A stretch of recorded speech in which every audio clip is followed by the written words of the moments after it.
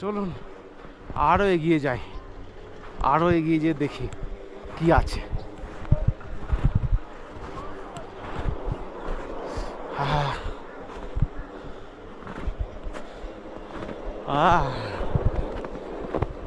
কি ভিউ রে ভাই, কি ভিউ! ও চারিদিকটা দেখাচ্ছি আপনাদেরকে, কি ভিউ দেখুন। গন্ডোলার উপরের অংশে পৌঁছে আপনি পাবেন আফারবাদ পিক এলাকার অসাধারণ পাহাড়ি পরিবেশ। শীতকালে এই অঞ্চল বরফে ঢেকে যায় এবং স্কাইং ও স্নো অ্যাক্টিভিটিসের জন্য অত্যন্ত জনপ্রিয় হয়ে ওঠে।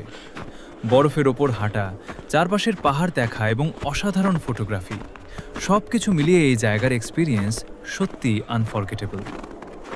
গুলমার্গে থাকার জন্য রয়েছে বিভিন্ন ধরনের হোটেল, রিসোর্ট এবং গেস্ট হাউস। আপনার বাজেট অনুযায়ী থাকার জায়গা বেছে নিতে পারেন। তবে পিক সিজন, বিশেষ করে স্নোফলের সময় হোটেলের দাম অনেকটাই বেড়ে যেতে পারে, তাই আগে থেকে বুকিং করলে ভালো ডিল পাওয়ার সম্ভাবনা বেশি। আর বাজেট ট্রাভেলার হলে গুলমার্গের পাশাপাশি কাছাকাছি টাংমার্গ এলাকাতেও থাকার অপশন দেখতে পারেন।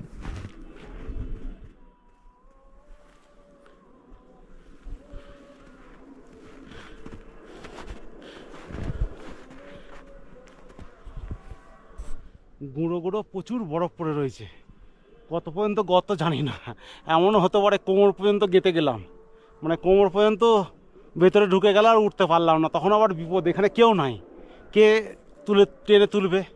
আর এই দিকটা দেখে মনে হচ্ছে অনেক গর্ত আছে। এই যে দেখুন, এই জায়গাটা, এই রাস্তা আর জায়গাটা দেখুন, গাছের উপর কী পরিমাণ বরফ পড়েছে দেখুন। আর এই গাছে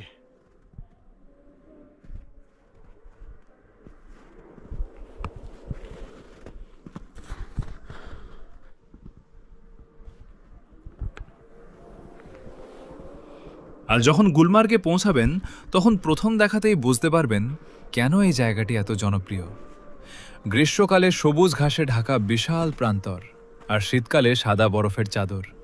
দুই ঋতুতেই গুলমার্গের সৌন্দর্য একেবারে আলাদা।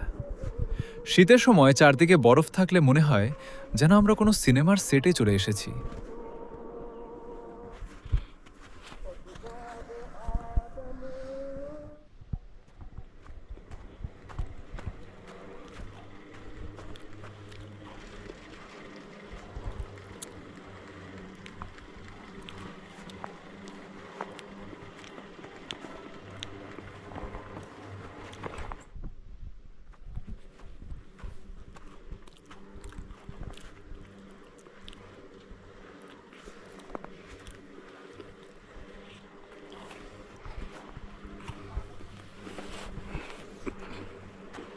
কাশ্মীর ভ্রমণ মানেই শুধু শ্রীনগর নয়, গুলমার্গ এমন এক অভিজ্ঞতা যা সারা জীবন মনে গেঁথে থাকবে। বরফের মাঝে দাঁড়িয়ে যখন চারদিকে তাকাবেন তখন মনে হবে যেন পৃথিবীর সব সৌন্দর্য এক জায়গায় এসে মিলেছে। আপনিও যদি একদিন এই স্বর্গের সৌন্দর্য নিজের চোখে চোখে দেখতে চান তাহলে গুলমার্গকে অবশ্যই আপনার ভ্রমণ তালিকায় রাখুন। অনেকটা উঁচুতে চলে এলাম, এখানটা দেখাচ্ছি, সূর্যালোক পরে চকচক করছে, একদম পুরো চারিদিকে চকচক করছে, সূর্যও একদম কাছেই রয়েছে, যেন কাছেই আছে আর কি। অনেকটা উঁচুতে উঠেছি তো, আর এইদিকে দেখাচ্ছি আপনাদেরকে, ভিউটা দেখান, দেখুন এই সূর্যের আলো পড়ে বরফগুলোর উপরে এতটা পড়ছে যে সাদা জিনিসের উপর আর তাকানো যাচ্ছে না, মানে কি বলবো, এই সৌন্দর্য ভাষায় বর্ণনা করা যাবে না।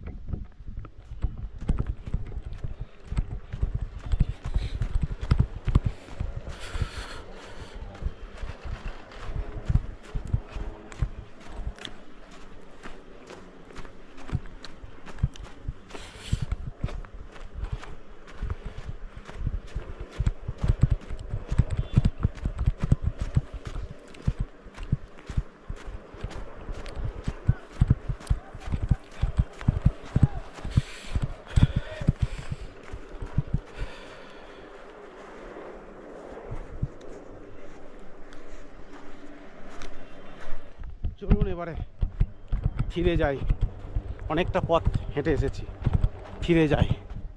ফিরে যেতে ইচ্ছা যায় না। এই গাছগুলো দেখুন,